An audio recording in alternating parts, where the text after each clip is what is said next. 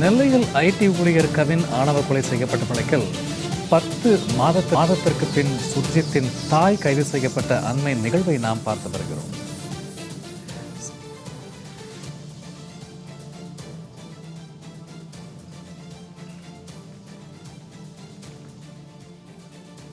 இது குறித்து நம்மோடு நேரலையில் நினைக்கிறார் எமது செய்தியாளர் செல்வராஜ். வணக்கம் செல்வராஜ். கிட்டத்தட்ட 10 மாதங்கள் கழித்து சுர்ஜித்தின் தாய் கைது செய்யப்பட்டிருக்கிறார்கள். இது குறித்தான கூடுதல் களத்தரவுகள் என்ன?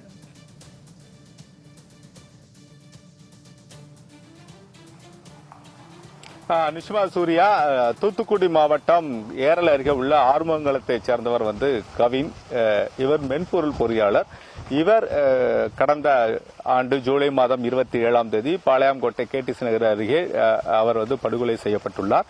இந்த படுகொலை என்பது ஆணவ படுகொலையாக மாற்றப்பட்டது. இந்த வழக்கு தொடர்பாக சிபிசிஐடி போலீசார் ஏற்கனவே விசாரணை மேற்கொண்டு வந்தார்கள். இந்த வழக்கில் சுர்ஜித் சுபாசினி என்ற ஒரு பெண்ணை காதலித்தாகவும் அவரது சகோதரர் இவரை நேரடியாக கவினை படுகொலை செய்ததாகவும் முதல் கட்ட விசாரணை என்பது தெரிய வந்தது. இதை தொடர்பாக சுர்ஜித் மற்றும் அவரது தந்தை உதவி ஆய்வாளர் சரவணன் மற்றும் அவரது உறவினர் ஜெயபால் ஆகிய 3 பேரும் கைது செய்யப்பட்டனர்.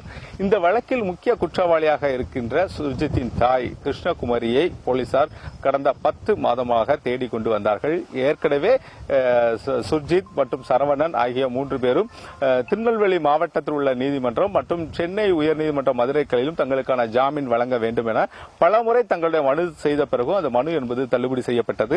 இந்த நிலையில்தான் கடந்த வாரம் நடைபெற்ற இந்த விசாரணையின் போது திருநெல்வேலி மாவட்டத்தில் உள்ள வன்கொடுமை தடுப்பு சட்டத்தில் உள்ள நீதிமன்றத்தில் உள்ள நீதிபதி மிக கடுமையாக ஏன் இது A3 என சொல்லக்கூடிய இந்த 3வது குற்றவாளியான கிருஷ்ணகுமரி உதவி ஆய்வாளராக இருக்கக்கூடியவரை ஏன் கைது செய்யப்படவில்லை என தெரிவித்தார். அவர் கைது செய்யப்பட்டால் மட்டும்தான் நான் ஜாமீன் வழங்குவேன், இல்லை என்றால் வழங்க முடியாது என தெரிவித்திருந்தார். இந்த நிலையில்தான் இன்று காலை சரியாக 9 மணி அளவில் கிருஷ்ணகுமரியை சிபிசிஐடி போலீசார் கைது செய்து நேரடியாக நம்ம நிற்கக்கூடிய அந்த சிபிசிஐடி அலுவலகத்திற்கு கொண்டு வந்து விசாரணை மேற்கொண்டார்கள்.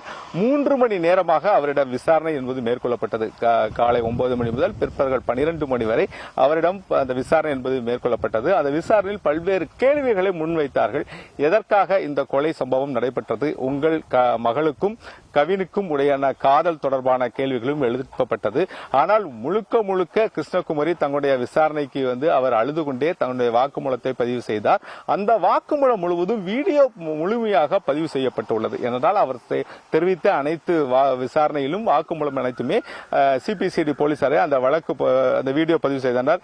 இந்த வழக்கு தொடர்பாக நேரடியாக அவர் தற்போது அந்த விசாரணை முடிந்து நேரடியாக அவர் பாளையங்கோட்டை உள்ள அரசு மருத்துவமனைக்கு கொண்டு செல்லப்பட்டு அதன் பிறகு இன்று அவர் வன்கொடுமை தடுப்பு சட்டத்திற்கு நீதிமன்றத்தில் ஆஜர்படுத்தப்பட உள்ளார். இதற்காக அவர்கள் தனியாக ஒரு வாகனங்களை கொண்டு நேரடியாக அந்த பாளையங்கோட்டையில் உள்ள அரசு மருத்துவமனையில் அவர் உடல் பரிசோதனை செய்வதற்காக சிபிசிஐடி போலீசார் கொண்டு சென்றுள்ளார்கள். சூர்யா,